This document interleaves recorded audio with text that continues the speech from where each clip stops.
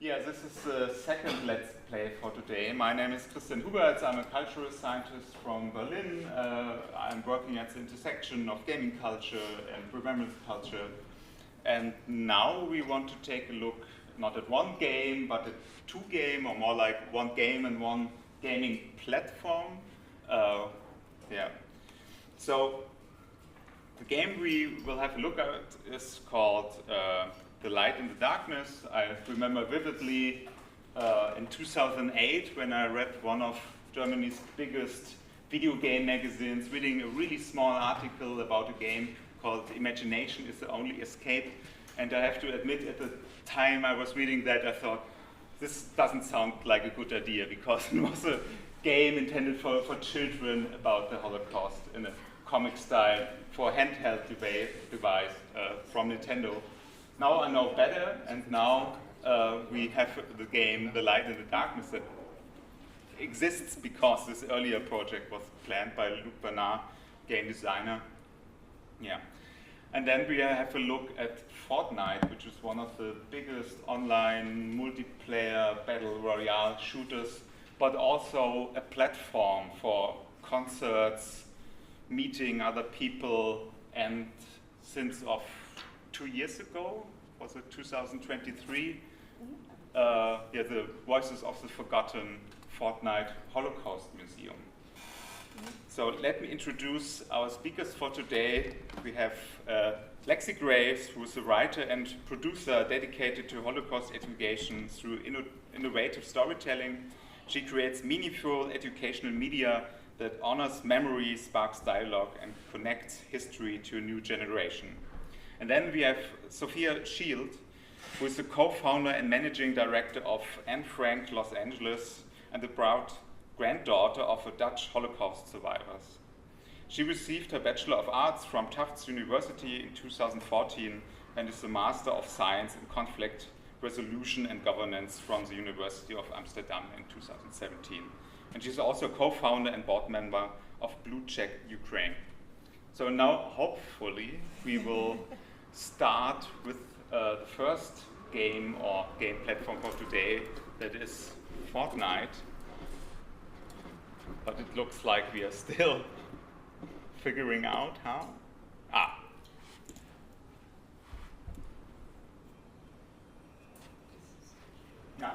So we are getting nearer. Do you want to give a little bit, while this is loading, do you want to give a little bit of background about Voice of Forgotten? Or no? Yeah, sure. So we, the other game that we're presenting today is Light in the Darkness, which I wrote and produced, and we released it on Epic Game Store first, and we really built a relationship with Epic doing that, and we started building a museum, and they heard about it and they liked it, so they brought their legal team and made sure everything was kosher, and they worked really closely with us for us to be able to do that, because they're not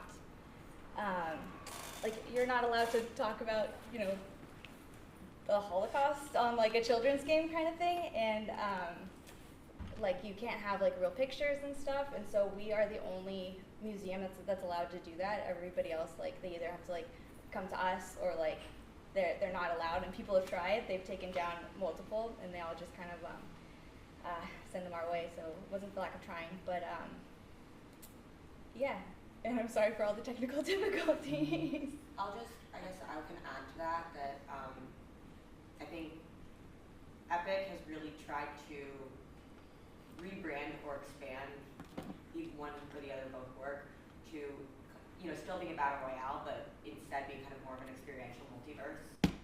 Obviously there's still the battle royale component, but I don't know if any of you have heard of their partnership with UNESCO. There's an exploratory interactive pyramids of Giza kind of thing that you can go and do within the Fortnite metaverse.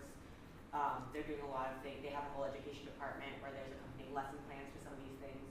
So they're really trying to understand and harness the educational power of video games. Even though the battle royale format is not necessarily the first thing you think of when you think of an educational video game. But given that it has such a large platform worldwide, it is a really interesting tool to kind of try to capitalize on. While we are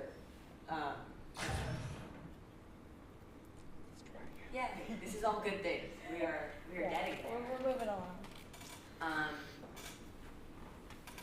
And with that, I'll say, as you'll see, the music Voices of Quran is kind of a singular experience. You're not interacting with other players while you're there. You're experiencing it alone. So there's no voice chat. You can't do your silly emote dance, spamming it. You can't really move any of the assets that are there. It's all in its places. So it's more for observing and education rather than, and there is an interaction component, but it's not as, like, in the same way that maybe the rest of the metaverse is, if that makes sense. Cool. So, yeah, you can see here. Here we are. Welcome. We actually arrived at the museum. So it deals with other, like, things like a program stuff.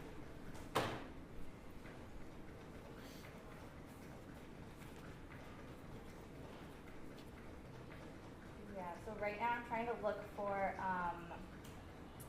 there's like an Anne Frank area, and I was gonna look for it while we were setting up, but so yeah, I can while you do that, I could say, we got in contact with Luke pretty shortly after this game launched, or this museum launched.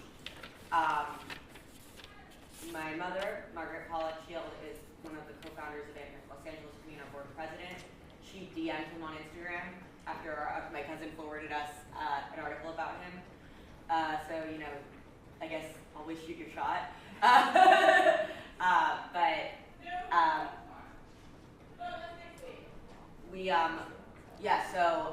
And I think there is this kind of very protected nature around the name of Anne Frank that it's very hard to get it out there into the world in other projects.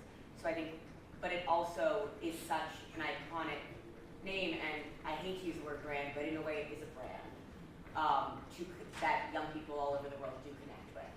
So I think harnessing the power of the connectivity of a video game and the connection with Anne Frank was a really special opportunity for us. So the first iteration of that, I think in any sort of partnership, especially when you're maybe walking on eggshells in a way where people say, Anne Frank and video games can never exist in the same sentence. You kind of have to come up with different milestones, different markers within the project or the collaboration so that something is accomplished. So the first thing we did, we thought smarter, not harder. We thought smaller, not, wall dreaming big. And we created one room within the already existing Voices of the Forgotten Museum, just to see what that would look like. And while that was happening, we didn't, there's my, we didn't, we tried not to ruffle too many feathers. We heard the complaint, like the concerns that people had. We didn't publicly go against any, but we kept quietly working and talking to people and explaining our reasoning, while also putting this up and showing people what the power of this one could look like. So this is what it is. And there's other rooms, with statues of people, etc. But I'd actually like to go to one other section of this museum, if that's all right. Mm-hmm. Which is what the first thing that it, truly, I would say, had that standstill, gasp moment of understanding what this could be, which is the Gideon Lev, and I'll just let you. My name is Gideon Lev, but I was born Petro Bostania in 1935 in Calgary Valley in former Czechoslovakia. In 1941, my mother, father, grandfather, and I were transported to the Eisenstadt concentration near Prague. I was prisoner number 8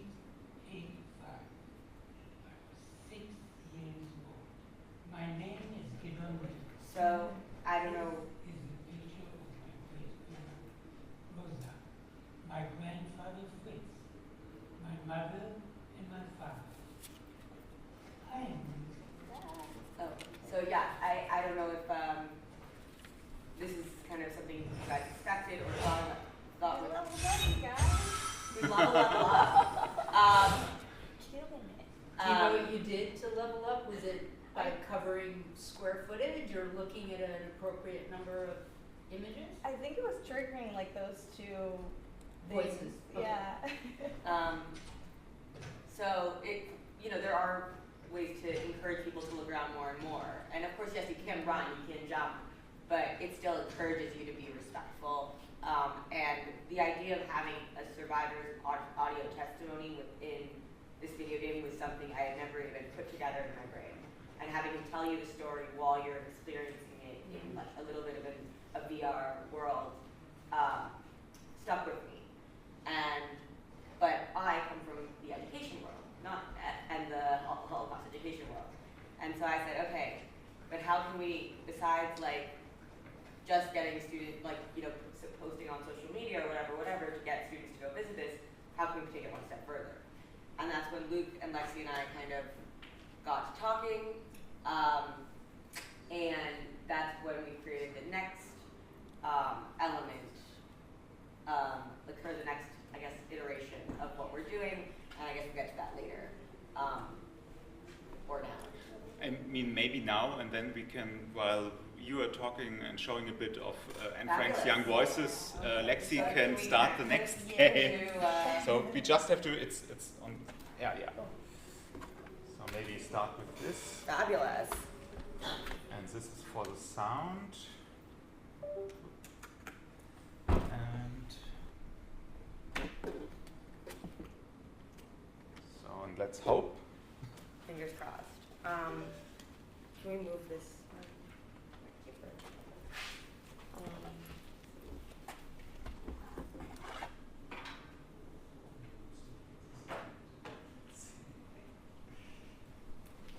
All right. So yes. So this is Anne Frank's Young Voices, and again, like I literally wrote. Like 10 years ago, I literally wrote my undergraduate thesis about like the dangers of incorporating tech into Holocaust education. So now I'm a convert. And at first it might seem like controversial or wrong to see a Captain America in front of a Holocaust education panel, but this is where young people are, and what we're doing right now in Holocaust education isn't necessarily working as well as it should or could. So why not try something where we go to where the young people are?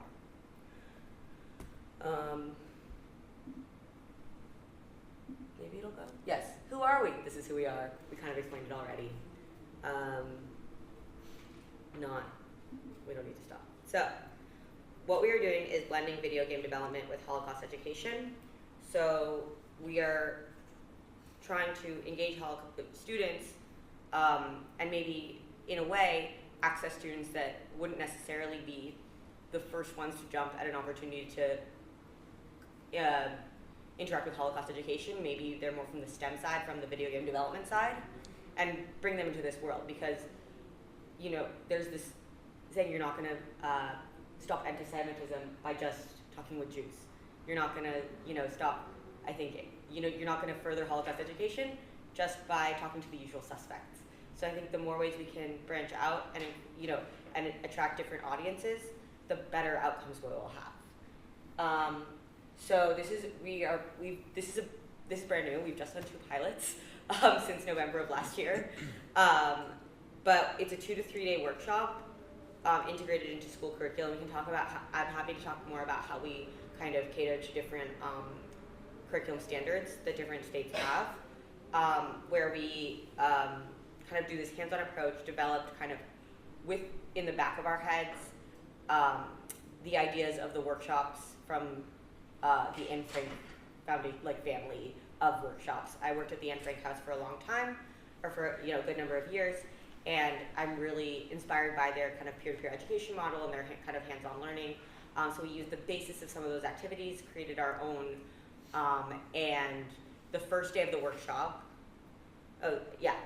and this is our dream big model. So when we were thinking about how can we dream big but also accomplish things in the short term, when people are maybe putting up roadblocks, the classroom, the workshop is like kind of our first goal. The curating, we actually I'll get to that later actually, even though it's number 2. And number 3, the digital museum. that was actually our first idea. So now the last step is actually our first idea. We, inspired by kind of that audio experience, Luke and Lexi and I, Luke is not here, we keep talking about Luke, but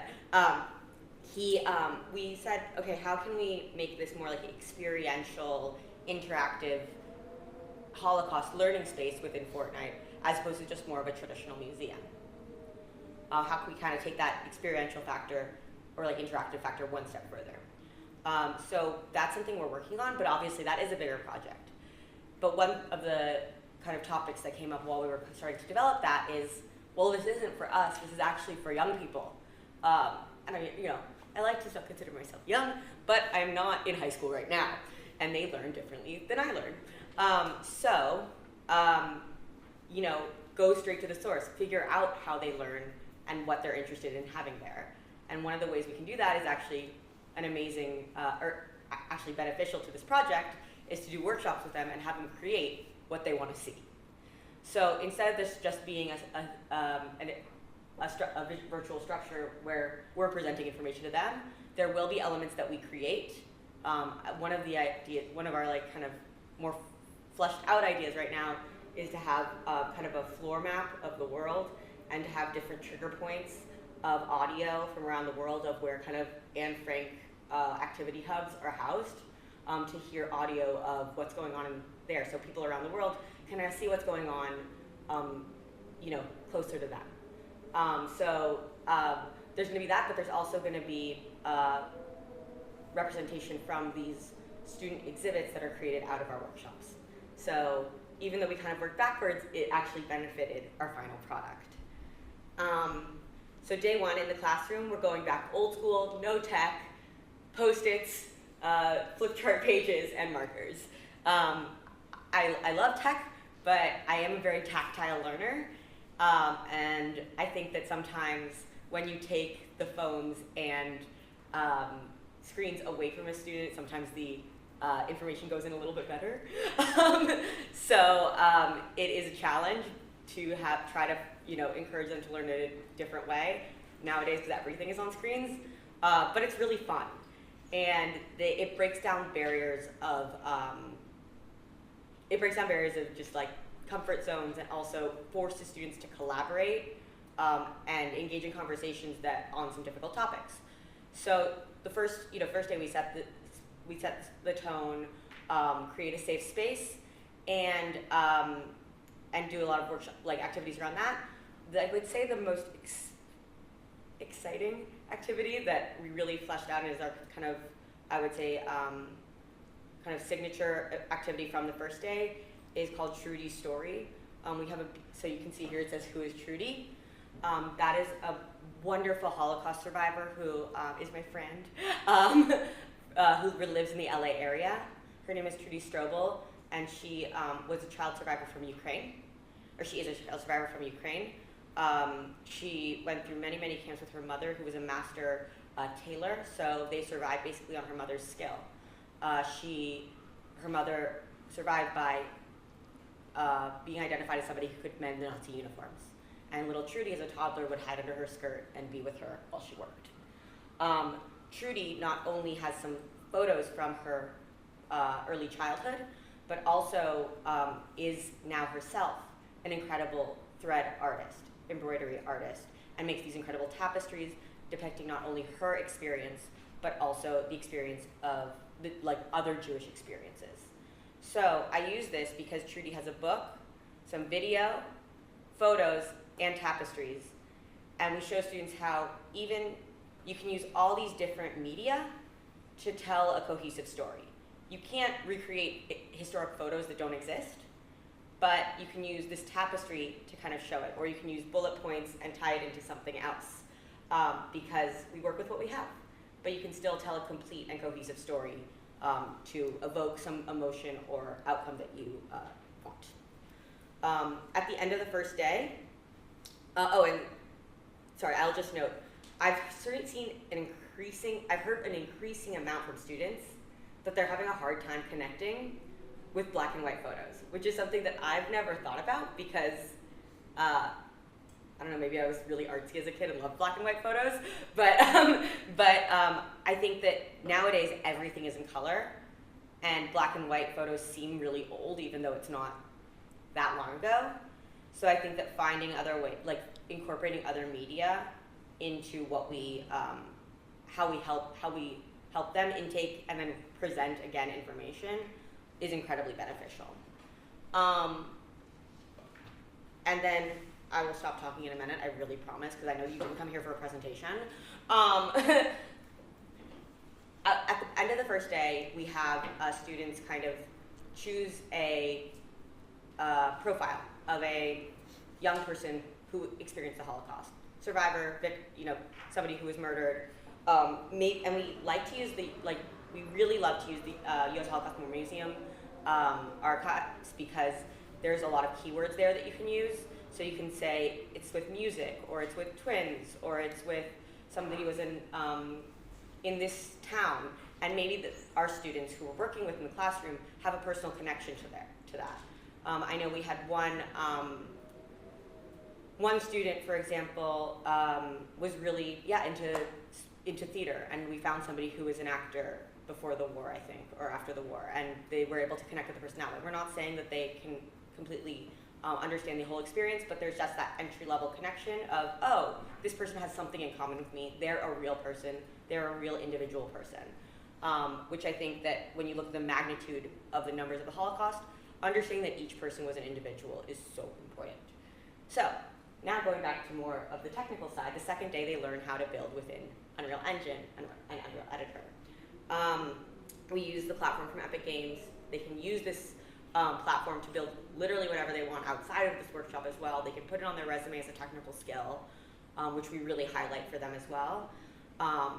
And the structure, what we help them build within one day, or learn how to build, is kind of an entryway to a building, the structure of a building, and how to import kind of assets such as photos and text that they can put on the walls as panels.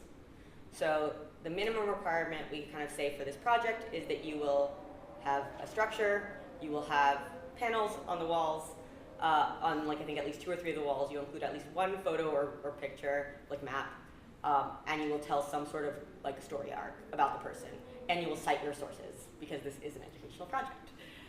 So that's the minimum. Most students go above and beyond. And again, we've only done 2. I will hurry up, I'm so sorry. It's no problem.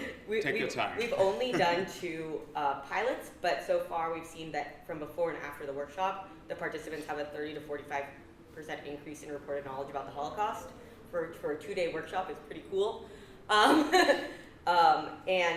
you hear some feedback we've gotten from the students, which is just they really are appreciating learning about the Holocaust in this different way. So we're excited by that, and we're encouraged to keep going. So here I will show you, this is an example of a student project. I will say this, I'll give the caveat, this was not completed in 2 days. This was a different, because we like to work with schools. Every school is different.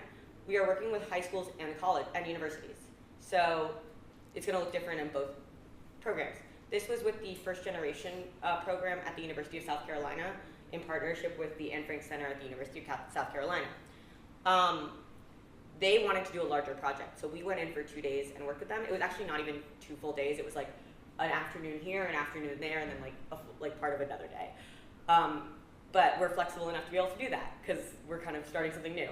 And then they had access to us via email and phone to ask any questions they had, but they worked on their projects after the 2 days ended. And they, I think for maybe a month or 2, and then they created this, which I will just quickly, hopefully show you. And I will put it on playback speed. I will speed it up a little bit so you can kind of get an idea of it, but it won't be too long. But this was created by a college student who maybe had a little bit of background in some sort of tech, but had never designed video games before and didn't really have much knowledge about the Holocaust beforehand.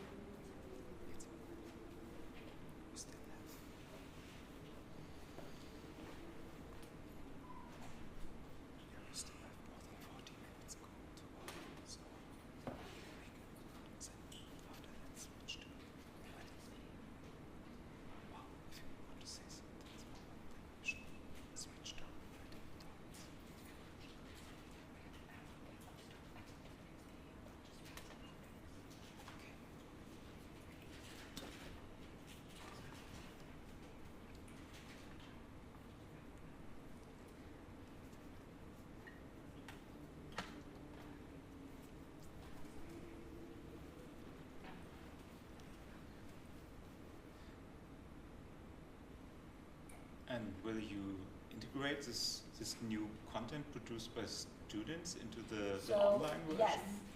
So I think while you guys are kind of looking at this, I wanted to give you a second to kind of get in the world. But so the goal is to, great question. We are hoping to, as we ramp up the amount of student content that we have, both from workshops and hopefully students being inspired to do this on their own. Actually next May, so one thing that Anne Frank LA did was get the first Anne Frank Day declared in the United States. And now it's in 5 cities in California. And so that's on May 12th, Otto Frank's birthday. So on May, in honor of Anne Frank Day 2026, we're hoping to launch our inaugural contest around this program, where we'll have students submit their exhibit projects, and then kind of the winners will be made public live within the Anne Frank Young Voices platform on Fortnite, which will also be released before then. So if not, you can't find it yet, but we are creating this kind of other museum kind of experience world within Fortnite that will house some student work as well. And there's a lot of reasons for doing it that way. One is quality control. Just basic, we need to make sure that we're fact checking everything because we don't want any Holocaust misinformation out there. But also, to highlight the best examples and to just keep everything really clean and streamlined. Cool, so I think you guys get an idea of what this looks like. I'm really proud of this student. I had another video, which I think we ran out of time for, which is okay. It's about our workshops. I can show anybody who's interested in that later. And as I said, we're expanding our workshops, we're building out and creating the virtual museum space, and launching our inaugural contest. Yeah, and I think that's about it. We are actually still looking for educational partners to do a couple more pilots in. So if anybody is interested in talking about that, very happy to connect. And now I think we'll pivot to Light and Darkness. Yeah. And at the end, we will have a short amount of time for questions. So, but now, considering we are already a bit late, we will switch back again to the Light and the Darkness. So, hopefully, get the controller running. Or? Okay. It's not running exactly. So. Oh, cool! I love this for me. I think it's on. I think it just takes a moment. Especially coming from the Holocaust education world, tech, tech non-working. Is Excuse me, could you get some napkins? could you get some Sorry. Tech not working was something I'm not had experience in, or like not having. So sorry, I'm looking at the schedule. Example, the first workshop, we downloaded and updated Epic Games Launcher for Perfect. everybody. But then we had the students create their own accounts, and then it wasn't updated on their accounts, so we had to spend the next full day re-updating it during the workshop. And then we unified the public unified school district, saw this activity from gaming from one center, and started to buffer our, slow down, our internet speeds and everything for our location.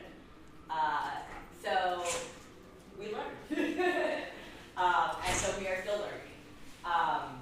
And it is a little bit of a challenge to try to convince schools to allow Fortnite in their world. I mean, you get around it a little bit by saying you don't need to access Fortnite, you can just have the editor. I will say that in this world of Holocaust education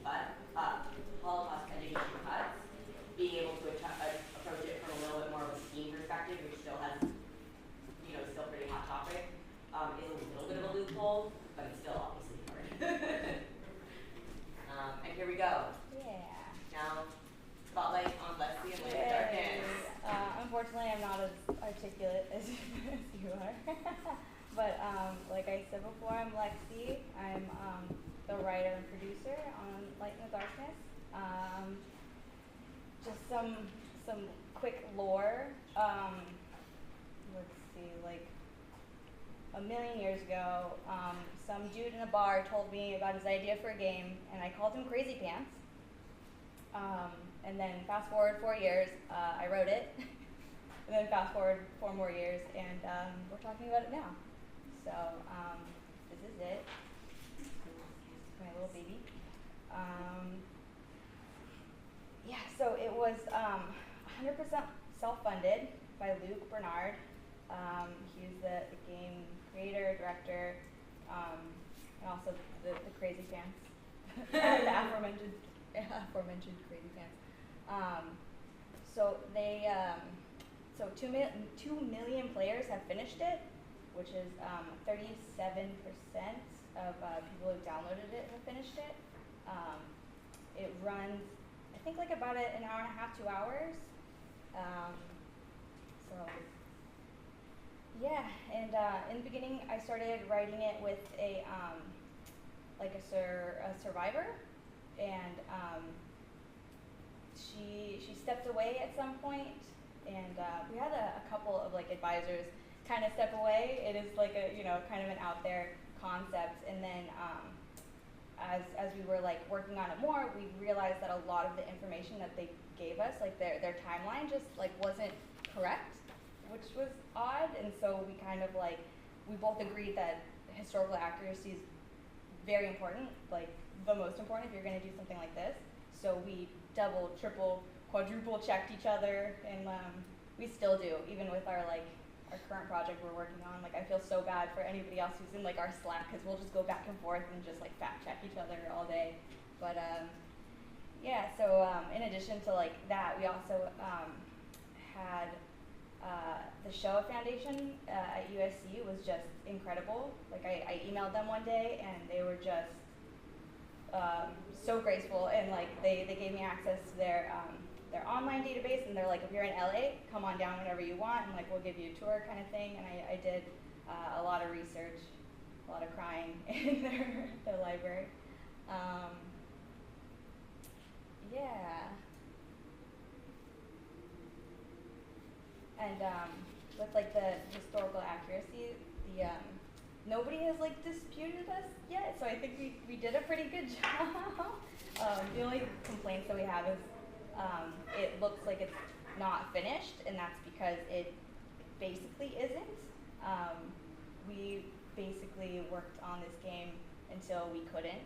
Like, Luke and I both lost our apartments. Like, it was rough, and we were unemployed until recently, really. Oh, I forgot, I didn't hear what she said. What did she say? Oh my God.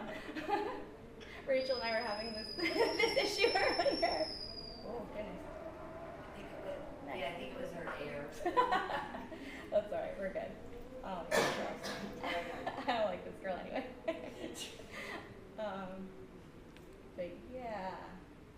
And it looks darker on the screen, but it's not this dark when you're playing it. Yeah, it's like it looked lighter on the PlayStation earlier.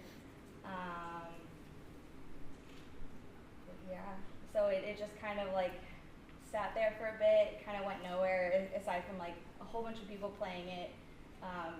Everybody said really nice things, you know. Which is not nothing. Yeah, that's true. Everyone said really nice things, and it wasn't until like recently that it started getting like some notoriety, I guess. It was just kind of there for a minute. But yeah, and now we're kind of working on a director's cut too, to finish it. Thanks to like Rachel in the claims conference. Oh wait, oops, I forgot to talk to this guy. I've only played this game a bajillion times. You think I would know how to play it? But yeah, so in the director's cut, we're working on finishing it, and we have. I wish I had that picture, because we have like, we're adding stuff. You know, there's gonna be like stuff to make it look less like. I like to describe it as like, if you've ever been on like a studio tour at like Universal, where everything's like a little too clean. Like, that's kind of what it looks like. So we're gonna have like that long street is gonna be more populated. There's going to be like little details like cracks in the wall, and like, you know, make it feel more real and more lived in, and we're also, it's available in English, French, and Arabic, which it actually has done like really well in the Arabic countries, which is really interesting. But we're also going to be translating it to, German, Spanish, and Russian. So, wait, do I get this down? It's been a minute. Hello? Yeah. And then, yeah, we're just going to be updating all the visuals. We're going to be doing voiceovers with the help of her mom, actually. And, yeah. And the new characters are very lifelike. It looks like photographs of people. I'm trying to pull. Oh, that's the before and after I sent you? Yeah. Or? I was trying to. Yeah, I think I've seen the before and after in another session today. It was your session, wasn't it? Yeah. They flipped by it so fast, I was like, oh, there's my, oh no. So maybe you can tell us a little bit more about the setting of the game, because it's quite unique. It differs from other games that deal with Nazi crimes, Nazi occupation of France. So you're not usually your resistance fighter somewhere in Paris and shooting at Nazis. But yeah, your game has a very different approach. Yeah, it's like a lot of Holocaust games up until now they were very focused on like shoot 'em up, kind of being the hero sort of thing, and this was the first one that was very much like focused on the Jewish experience, and it's also set, I didn't even mention it, it's set in France, if you guys didn't catch that, because for one, Luke is French, and for two, we felt like it wasn't a very talked about aspect of the Holocaust, because you usually think like Poland and Germany and stuff like that. But also we wanted to kind of highlight the fact that it, like, Nazis were involved, but like it was really the German, or sorry, it was like the French government that gathered its own people up and like sent them to Veldiv, which we touch on, and like camps and all kinds of stuff. And then we also wanted it to be like, just like normal middle class, like family. So it's just like relatable, but also not like, And then, so this is all going to be like voiceover in the director's cut and stuff. But yeah, that's all my notes. Yeah, what I find really interesting, so in the last few days when people were showing their games, a lot of them were stressing. So if you make a serious game about the Holocaust yourself, then make it on a web page or make it on a mobile phone, because then a lot of people will be able to play it.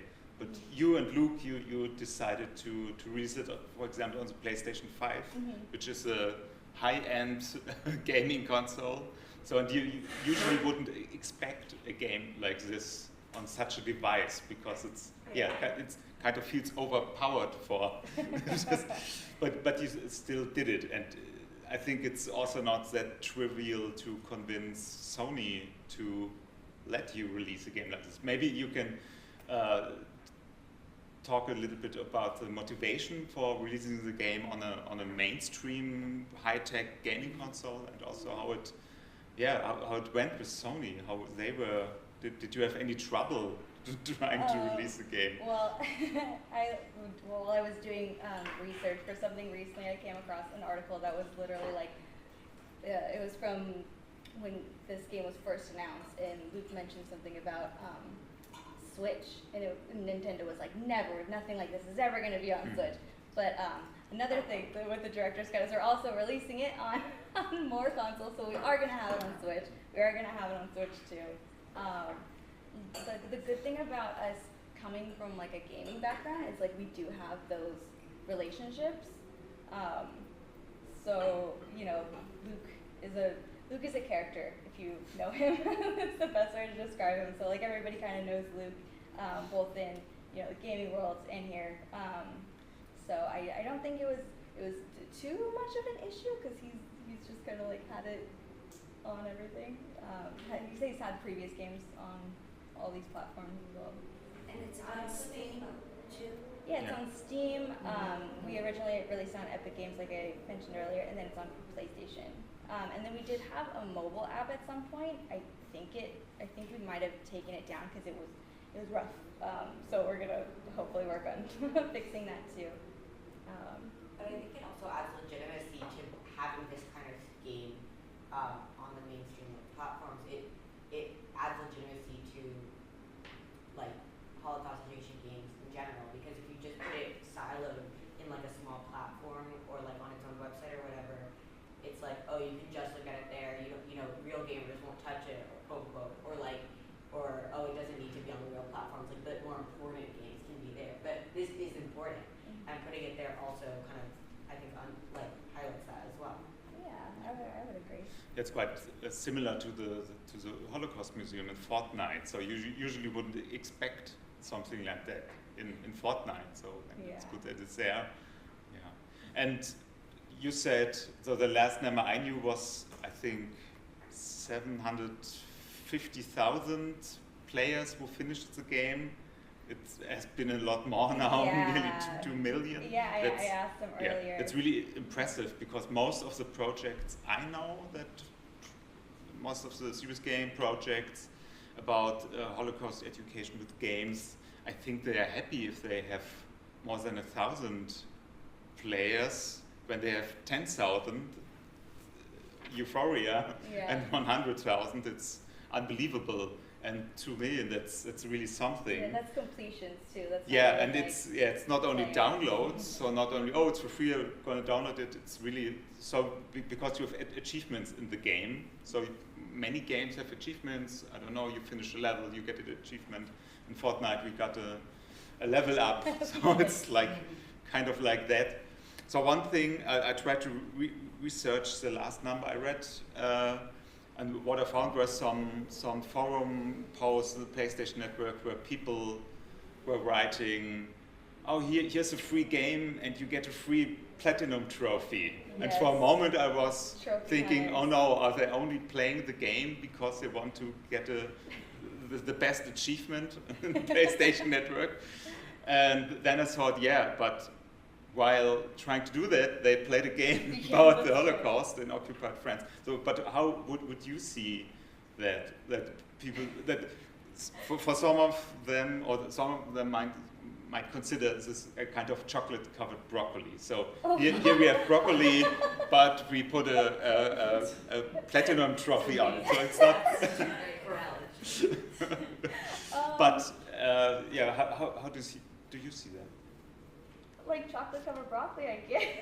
I don't think it's like this, but sometimes so many serious games kind of work like that. So we have this information here, and here we have to make it fun. We have to sprinkle some chocolate over it. So it's No, I mean, I think it's good as long as they play through it. Hopefully they're not just like sitting there clicking. You know, I know that on some platforms they allow you to like see how long someone plays, like how, like all those kind of algorithm things. So like, I don't think that we've seen anybody just like, you know, click. But you know, trophy hunters they're a crazy type of gamer that I'm not a fan of, but it brings them to the game, I guess. But I've definitely seen like Reddit stuff where people are like, I came for the trophies. I'm like, oh my god, you know. So like, at least there's like a positive spin on it as well. It's not just trophy hunting. Lexi, do you have to complete the task in order to move on, or can you walk through and choose your task? It's kind of railroaded where like you have to like, there's some points where like I think I skipped it in the beginning where like when you go down the stairs, if you go the other way, there's like some characters hiding and they have like a whole interaction. So like there's some things that are optional, but for the most part, it's pretty railroaded, and I know like even with the like the choices, it's kind of like the illusion of choice, where like it all leads to the same thing, and that was done purposely by Luke because he just wanted to like emphasize like the lack of control that the Jews had during the Holocaust. So, yeah, and then we also like obviously have, we integrated, film. Later on, there's like food stamps that we scanned, and there's like real letters and stuff, and what would you call it, like historical artifacts that we put in the game as well. And going back to what you were saying about the tofu covered broccoli, because I'll never forget that. It's amazing. I think it's like, it's not necessarily, for me maybe it's not an either or, it's like a yes and, because like we were saying, you want to try to get different types of people into like learning about the Holocaust, and you're not going to do that by necessarily advertising this is awesome Holocaust education.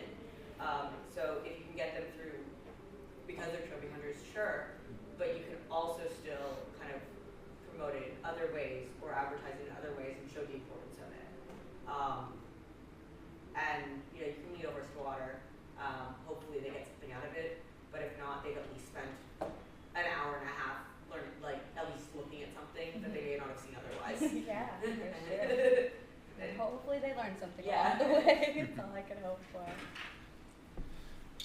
One other thing I noticed, and I think afterwards I will open the discussion and you can all ask questions, but one thing I noticed that kind of connects both projects is when you finish this game, there's some information suddenly about Ralph Baer, some of the founders of the gaming industry. So he was the inventor of the first commercial gaming console, and the same information can be found in the Fortnite Museum. And I come from game studies, so that's when people ask me why video gaming is relevant in context of Holocaust education, I sometimes like to tell them, because video games themselves wouldn't be there without the Second World War, without the Holocaust, because Ralph Baer, he and his family fled Germany shortly before the so-called Night of Broken Glass. And there are other important figures from the history of gaming. So I grew up with Commodore Amiga computers and the C64, and Commodore was founded by Jack Tramiel, who also was an Auschwitz survivor. So the whole history of video gaming is connected to the history of the Holocaust. And I was just interested why you did decide to also showcase Ralph Baer as someone who's relevant for this. Yeah, I mean, it's important to note, and because like they call him like the grandfather of video games, and clearly like we wouldn't be here without him, sort of thing. So obviously it was very important to us to give that thanks where thanks is due. Yeah, thank you. Then I would say we open the discussion. If you have any questions, please. There's one. I have a question for each of you, but it's a different question based on your differences in experience. I was struck with both the initial museum space and your plans with development and you talked about the controls that Fortnite is putting around these spaces. I'm old enough to remember playing the United States or experiencing the United States Holocaust Memorial Museum's Kristallnacht experience in Second Life. And it strikes me that this is a more technologically less laggy Second Life space. And again, there were Second Life spaces where you could be naked and have a party. You weren't going to do that in the United States Holocaust Memorial Kristallnacht experience. So I'm curious if Fortnite has expressed that interest, but I certainly see kind of a relationship there, and so that's my question for you. About do you working with Fortnite and have they mentioned, or do you see this as a more technologically sophisticated version of what we had earlier in Second Life, or maybe I'm just too old. Great question. It hasn't come up. I will say, we are, like, to be completely transparent, I'm very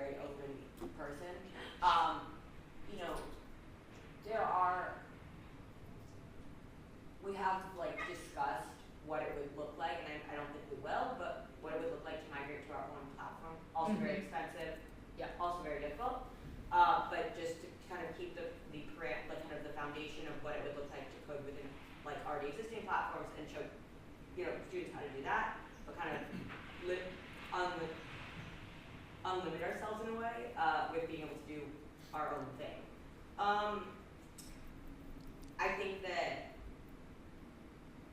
the answer is I don't know, but we haven't really had conversations about it. I think it's really hard to come up with a completely new idea these days. Sorry, that was so specific. Everything's an iteration of something else, maybe with new technology.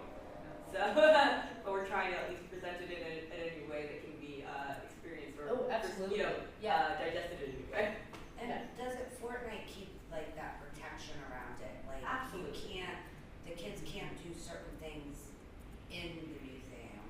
No, and that's what I said earlier. Like they can't do their dance.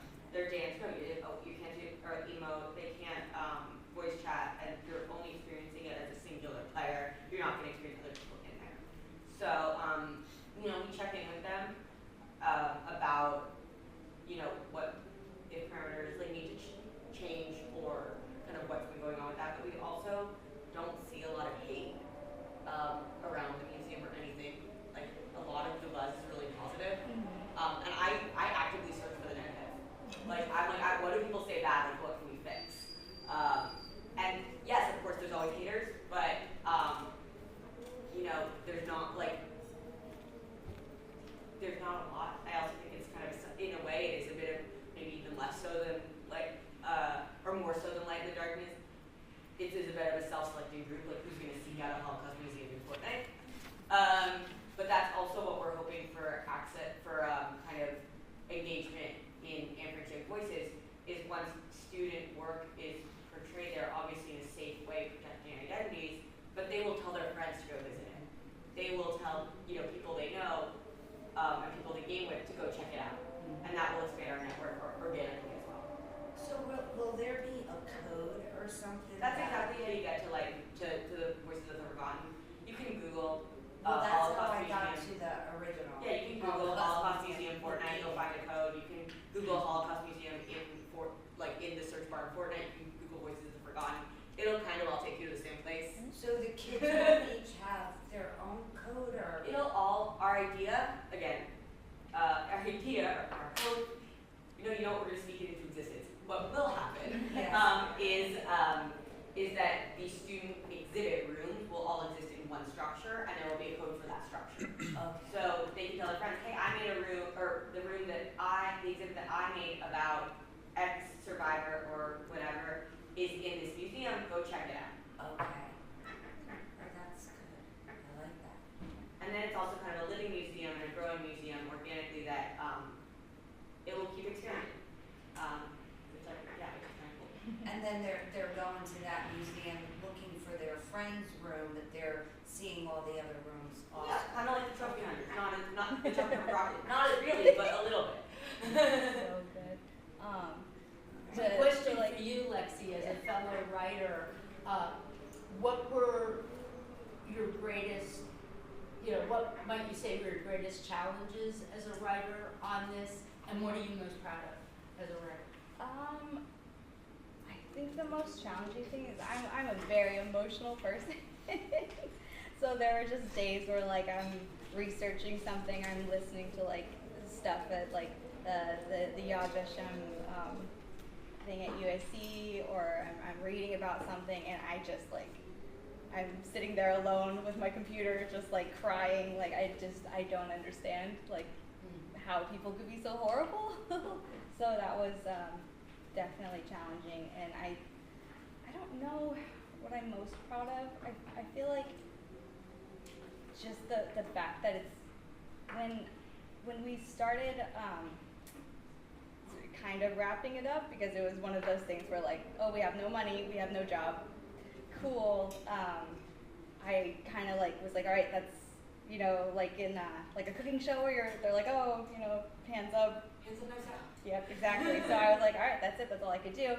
And I put it on the back burner, didn't think about it for like a couple of years. And it wasn't until I don't know if you guys know who Jeff Keighley is, but he emailed us and was like, oh hey, submit your game to like the Game Awards kind of thing. And so we sat there and we're like, okay, like we're gonna be nominated, and then like nothing happened, and like that's kind of cool, but also that's not really something you can put on like a resume. Where it's like, oh, Jeff Keighley emailed me once. So that I was pretty proud of that, and just like the positive feedback that we've gotten, like just walking around here, people are like pulling me aside and they're like, oh, are you Lexi? Like, oh my gosh, like even if they haven't played the game, like if you're in this space, you've like heard of it, like it's kind of surreal that people know who I am, and yeah, like we're an example, I guess. Like it's kind of cool. And also, just to comment on your Second Life thing, that's wild. I did not know that was a thing. Was it bad? Like, did bad things happen in it? The United States Holocaust Memorial Museum is always kind of on the edge of what there is new tech. So I think maybe if you Google it, there's probably a paper on it. And no, it wasn't bad at all. Okay, it was cool. about environmental exploration. So you would be in a temple that had been destroyed during Kristallnacht. You would see in the German word, the round advertising poles. And you would see some of the anti-Semitic messages, but there was a room where there were documents that you could inspect. So you could move, think of a very slow, clunky, dial-up internet. Second Life, yeah. That is so funny. I had no idea. There's another question. For Sophie, I'm sorry if I missed it, if it was on the slide. You said that with the project, it increased like 30 to 40% like understanding in students. I mean, how was that assessed and quantified? We are actively trying to find more and better ways to quantify and like kind of measure what we're doing. Right now, we're doing surveys right now, and the surveys that we developed we did in partnership with the center at the University of South Carolina, so kind of an academic partner. Like I said, I'm a very open person, happy to see if I can pull it up really quickly. Actually, that's probably because she's planning it. But it's a survey of, on a scale of 1 to 10, what do you know about this? What do you know about this? How important do you think this is? Do you think that we should be, do you think there's benefits to using video game development and Holocaust education? All like that, and they answer it at the beginning and at the end. Pretty standard. Yeah. But those are the number of what they knew about the Holocaust increased 30 to 45% on it. Which, if that's a stat I can shout from the rooftops, I'm proud of this baby, and I will. Yeah. Did that answer your question? Yeah. Cool. Thank you. It's funny that you say that because Luke said to me the stat, and he said, I don't know if that's good or not. And I said to him, yes, Luke. Oh, I actually, this was a huge misunderstanding, and I put that thought in his head. Yeah, because I said, both yes, it's good. Let's take it down a notch and say 3 out of 10. Yeah. That's great. And we had spoke earlier and said about we need more evaluations and statistics, and as a community, we need that information. So I think now many people are more serious about getting that. You are, and other people with projects. So I think maybe next year we'll be able to say 30% was amazing, or yeah, it was really good. Yeah. So, but either way, 30% is good. I misread the data at first. I'm going to really just be 100% honest. He was concerned. No, I thought that only only 30 to 45% of our students learned something about the Holocaust, and that's why this whole thing. But that is not correct. Okay. I think everybody learned something. So that was great. I think that I also have background in the international development space, and I know for the last 15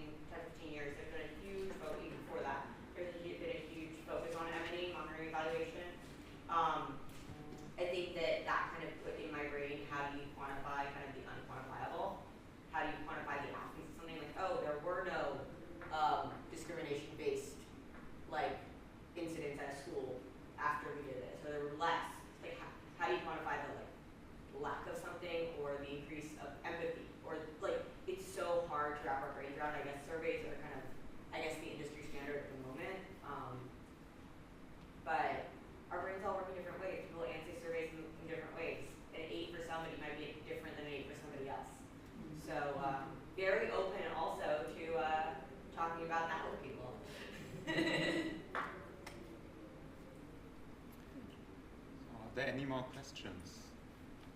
We still have 5 minutes left. Yeah. I guess it's a question just about thinking. So obviously there's the space of Fortnite, there's the space of other digital games where we're seeing some kind of memorial activities happen. I'm conscious that there's kind of a really long tendency of doing this in games like World of Warcraft, kind of mainstream games that have nothing to do with the real world in any obvious way.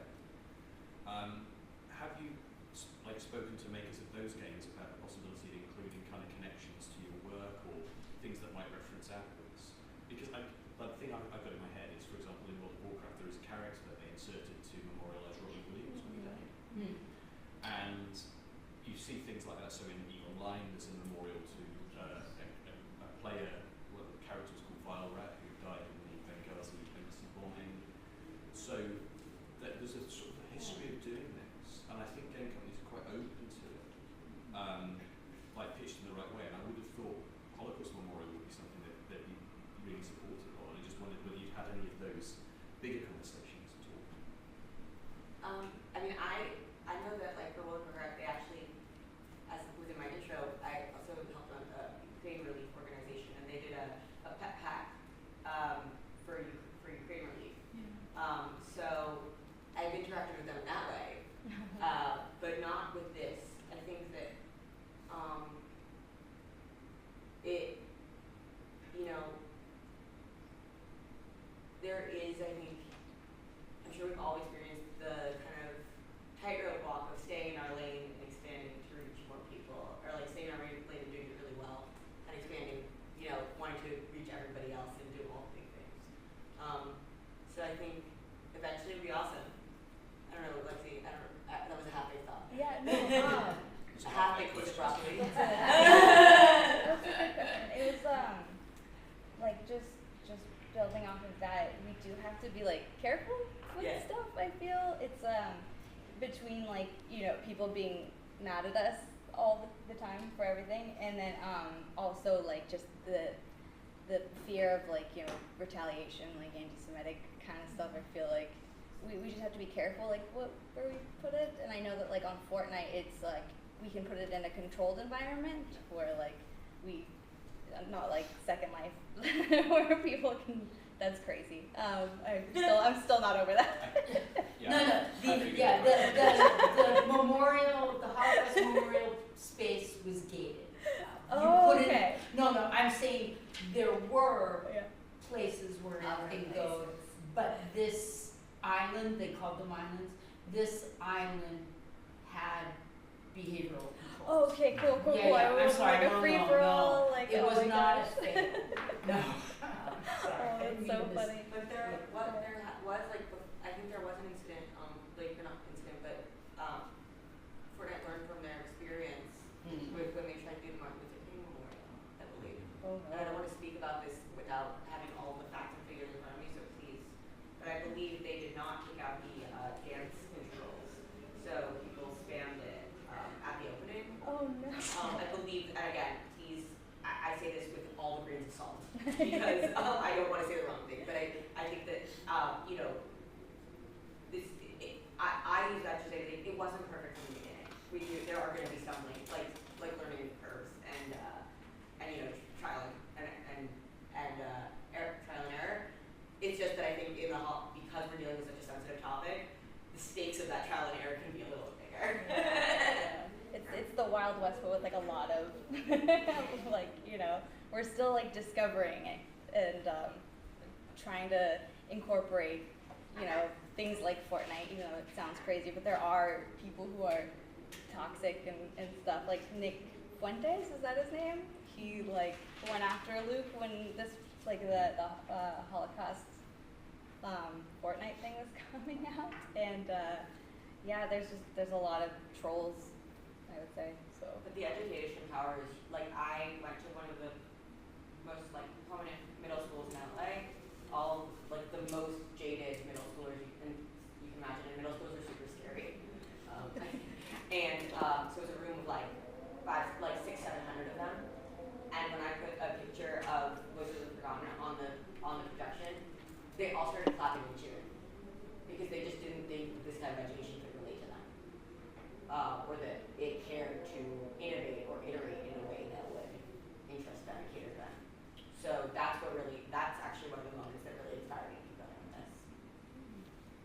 like I said, Lucas Crazy Pants. Like, who would ever be like, yeah, in Fortnite, let's put a Holocaust museum? But it's worked out, and people are responding positively. Kids are visiting. Hopefully, they're learning, just like their chocolate-covered broccoli trophy hunters. Hopefully. So. Okay, so our time is at an end. Maybe if there's one last question, if not, I have one last question, if it's okay. So we talked a bit about the danger that other users might, like in Second Life, might disturb what is happening at those places that shouldn't happen there. But I was thinking now, especially in the USA, with the new Trump government and some, especially US companies, dialing down from their fact-checking initiatives and their diversity initiatives, are you in any way afraid and or prepared for example, Epic at one point saying, yeah, we thought about it and we don't want any Holocaust, any education anymore on our Fortnite platform? Well, like the good thing about it being made on like a version of like Unreal is that like if we really wanted to and they said no, like we could just take it off, make it its own thing, kind of thing. So yeah, we could, like that's something like you're saying, we are talking about like if we would want to put it on kind of in our own world. I think that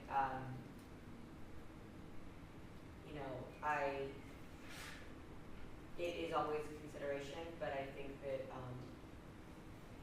all we can do is kind of try to align ourselves with partners that we believe in and that believe in us and that hopefully won't be influenced by some of these kind of other forces, if you will. We've actually started, we first tried to do quality control in terms of the information that the students were using for the project and the workshops by just giving them like printouts from the U.S. Holocaust Memorial Museum in Yad. We found the students were super interested and started Googling, doing other stuff, so we're actually integrating a new activity about the dangers of mis and disinformation to kind of not discourage them from doing their own research, but just mitigating how to manage that and what they should look out for. But right now, I feel pretty confident about everything kind of staying the course. But of course, they are just naturally, in terms of just natural expansion, are looking at other kind of options. I heard that a gardening game made by a user in Roblox is the game with the most players at the moment. So maybe Roblox is the next, yeah, maybe that'll be the next one. Not WoW, Roblox. Okay, thank you very much. Yeah, this was really insightful. Thank you too for your patience. It did take a while. Everything worked, but I think, yeah, as soon as it worked, it was just a wonderful session. And yeah, thank you very much. We will have another Let's Play right here in just a few minutes. We will have a look at The Darkest Files, an investigation game in post-war Germany where you are trying to prosecute Nazi criminals. Yeah, and we will talk with Jörg Friedrich, who is already here, the developer of the game. And yeah, I hope you stay, and yeah, have a nice break.